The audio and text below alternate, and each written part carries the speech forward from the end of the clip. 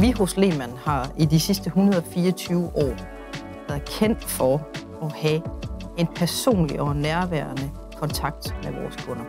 Vi skal levere varer, vi skal gøre det på den bedst mulige måde, vi skal tænke grønt, vi skal tænke bæredygtigt, vi skal være digitale, vi skal tilbyde 24/7 transparens.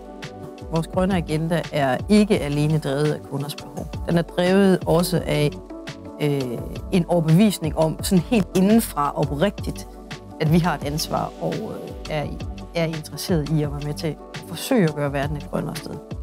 Vi har solpanel på taget af bygningen her. Vi har elladere til vores biler og har en helt klar holdning til, at som firmabils ejer i Lehmann, så kører man grønt. Vi sorterer vores affald. Alle vores palleløfter på vores terminaler kører på el. Vi er sågar i gang med et forsøg om at erstatte nogle træpaller med plastpaller fra plast, der er samlet op i havet. Derudover så handler det jo rigtig meget om for os at kigge på, hvad er der alternative på brændstoffer. Det er klart, mindre klimabelastning, en mere bæredygtig agenda, er noget af det, vi altid taler med vores underleverandør Curator. I øvrigt har været en god samarbejdspartner af vores her hos Lehmann i mere end 25 år. Da vi først hørte om næste maj HVO 100, der var der jo ikke ret meget at tale om. Det skal vi da have prøvet af.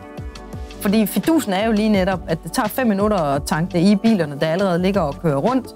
Og direkte samme dag, der har vi en mindre belastende klimatransport på vejen.